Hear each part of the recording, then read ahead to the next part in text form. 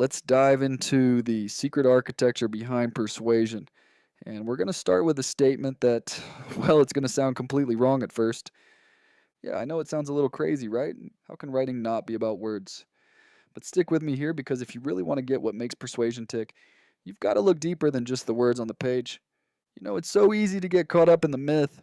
We spend all this time obsessing over the perfect headline, trying to sprinkle in those power words we hear about or coming up with some super clever phrase, but the truth, real effective copywriting, it isn't about any of that stuff. It's about one thing and one thing only, facilitating change. So let's actually give this a name. Let's call it change work. This is the absolute heart of persuasion. It's the art of taking someone from where they are right now, their current situation, how they're feeling, and moving them to a new, better state that they desire. And your copy, that's just the bridge that gets them there. And this idea is so, so fundamental. Think about it. Nobody buys a drill because they want a drill. No way.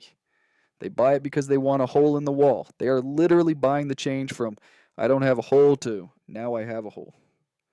And this applies to absolutely everything. People don't buy products. They buy a better version of themselves. They buy a solution to a nagging problem. What they're buying is change. Okay? So that leads us to the big question, right? If your whole job is to help people change, you can't just tell them to want it. That doesn't work. So how do you actually create that desire for the change in the first place? Well, here's the twist. You don't do it directly. And this is where a really powerful idea comes into play. It's called the void mechanism. And it's all about creating desire, but indirectly. How? By making someone aware of a gap in their life, a gap they probably didn't even realize was there until you pointed it out. And the whole process breaks down into 4 really clear steps. Step 1, you establish the ideal state. Step 2, you highlight the gap between that ideal and where they are right now. Step 3, you amplify their awareness of that gap, make it real, make them feel it, and then and only then. Step 4, you position your solution as the one and only bridge to get them across. Let's walk through an example. All right, step 1, you've got to paint a picture of what's possible. You establish the ideal. So something like this. Professional copywriters, they don't just guess. They can see the invisible architecture of persuasion. They know instantly why a piece of copy works. See what that does? It sets a really clear, really valuable goalpost. Okay, next up, step 2. This is where you gently, without being pushy, highlight the gap. You describe the reality and contrast it with that ideal.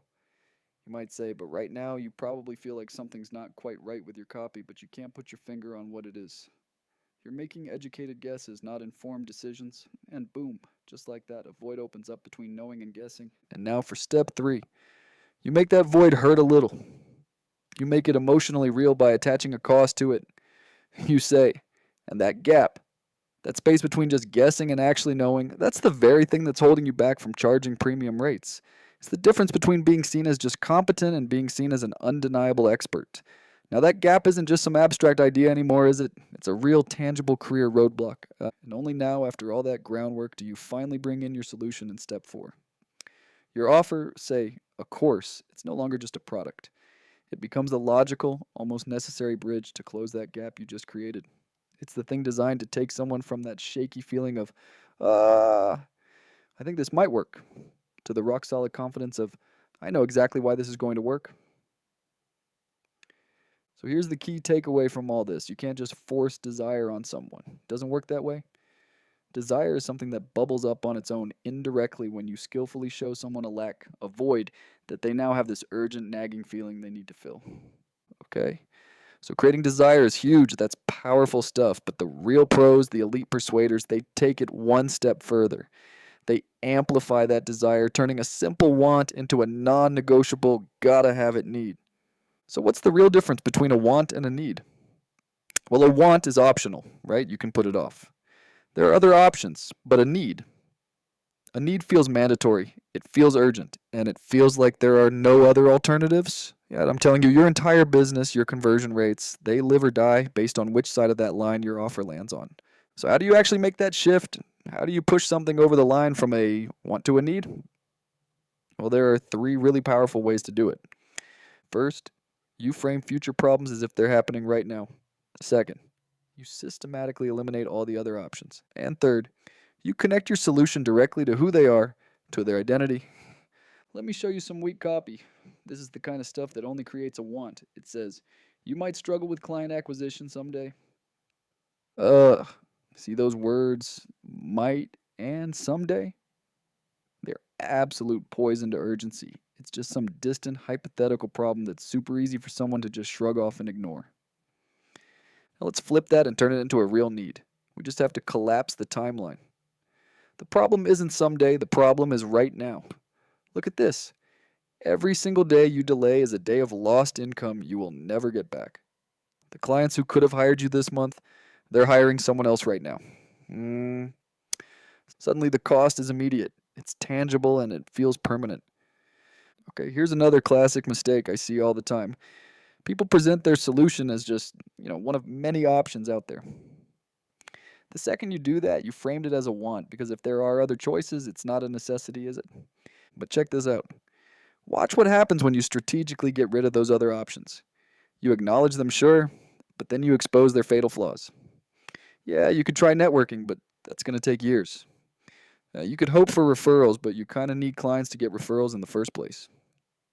See, by showing how all the other paths are basically dead ends, your solution suddenly becomes the only logical choice. It becomes a need. So once you really get these frameworks, the whole idea of change work, the void mechanism, and how to amplify a want into a need, it's like you get a new pair of glasses. You start seeing the world of persuasion in a totally new way. Seriously, you'll start to see this hidden architecture absolutely everywhere. You'll be watching an ad and think, oh, there is the void they're creating. You'll read an email and feel that urgency being cranked up. Persuasion stops being this big mystery and it just becomes a pattern you can finally see and understand. Look, this isn't just some abstract theory, this is a practical toolkit. And now that you can see the hidden architecture all around you, there's really only one question left. What change are you going to go out and create?